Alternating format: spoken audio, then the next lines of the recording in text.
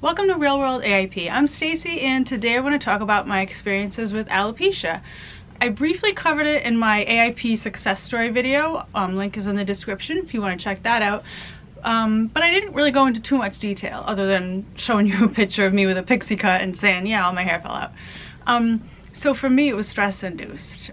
Basically, I was like 29 years old and I had been working at a really busy restaurant downtown, and it was just like, you know, every night 6 or 7 hours of hectic, frantic, worried, cortisol levels rising stress.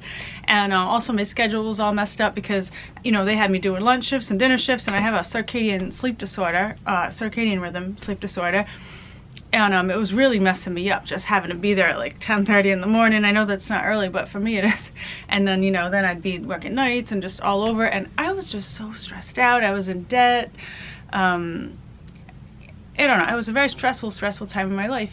And then, like right around that same time, I got into a car accident, which didn't physically harm me. I basically pulled out and wham, and I saw like black. I almost blacked out. I didn't see anything coming, and some guy had hit me. And I was fine. I was really shaky. I was kind of like hyperventilating, and he was like, "Are you okay?" And I'm like, "Yeah, I think so." I went to work and I was like shaking, and I was like, "Can I go home? I'm a freaking mess," you know. And it just really shook me up. Like, I've never had like a kind of a blackout thing happen before. Just a split second, like that's probably what it feels like if, you know, you were to just get squashed by like a plane or something. I don't know. Anyway, then a couple weeks later, or a month later, all my hair started to fall out in clumps, like big clumps, like just patches, just whew. And it was very stressful to me. And so I you know, stopped brushing it as much. You know, by then I did have a computer. I had just gotten married. I was 29 years old. I was Googling, what can I do? You know, don't brush it as much, or change the shampoo. I mean, I tried everything and it was just falling out. I did go to a dermatologist when all my hair was falling out because I was wondering, you know, oh my goodness, do I have like ringworm or scabies or something? What, you know, maybe it's something that they could just give me a cream for. And no, it was not that. And he said that it's fairly common. Although I've never met anyone that happened to, but maybe it's common in people with autoimmunity, I don't know. But for when you have a very stressful, traumatic life event, to lose all your hair. And come to think of it, right around the time that my husband and I decided to split up, I started losing a lot of hair, but luckily it didn't come out in the clumps, in the big circular clumps. I just shed a lot, to the point where my hair didn't look pretty in a ponytail. It was scraggly. But at least I never had to go through what I did that last time. So I started to become a master at putting my hair up in a way that would hide the bald spots. I also spent close to probably $100 on different products. A powdered hair thickener for people with hair loss to hide some of the bald spots. And then I got a spray-on like hair thickener that sticks to the hair.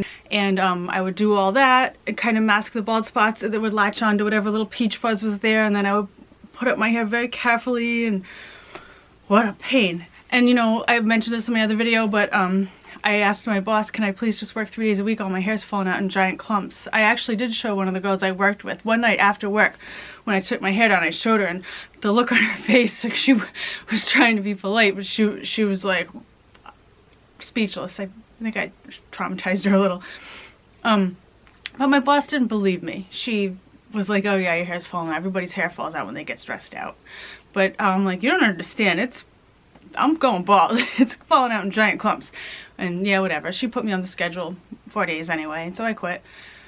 And it all, you know, kept falling out for a while, and you know, I had to do the pixie cut because it just looks scraggly. You can't have just a bald head with a few strands on it. Because it fell out at different time, like different rates over a period of time, there was never a time when I was completely bald all over. It was just more like very sparse and patchy, but like right up here was kind of always there.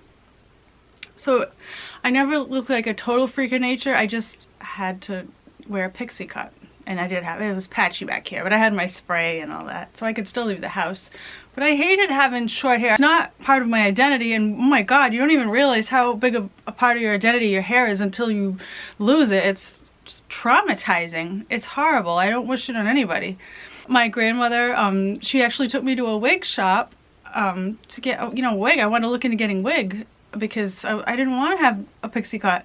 And the lady at the wig store was like, oh, you know, are you going through chemotherapy? And like, she thought I had cancer, which I'd much rather have alopecia, you know, count your blessings.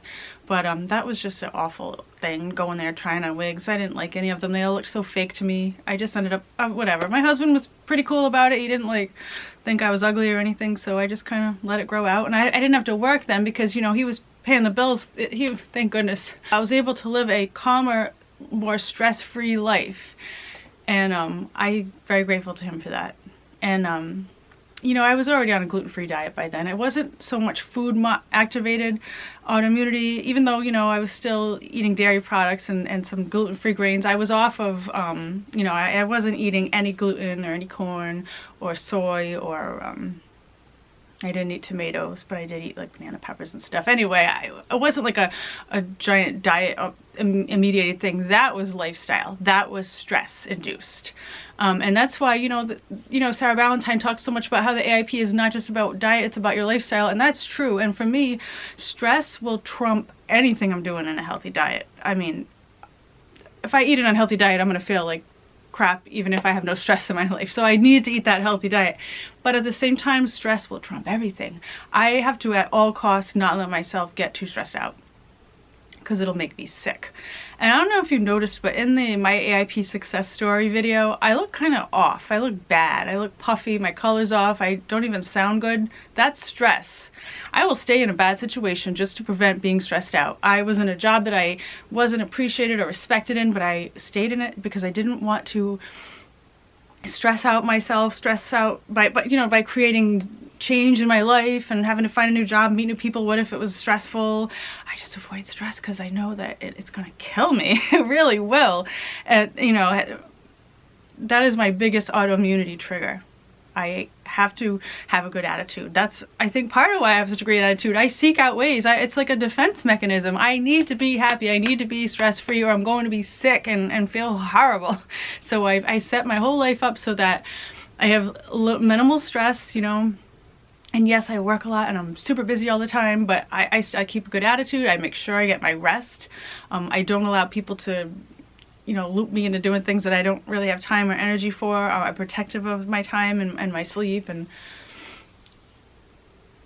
yeah, stress. Stress is what made all the hair on my head pop out. My hair grew back because I was, you know, having a leisurely life. My hair all grew back beautiful and thick. It didn't come back curly. It didn't come back weird. Well, the first round came back a little weird. It was a little coarse at first. It was.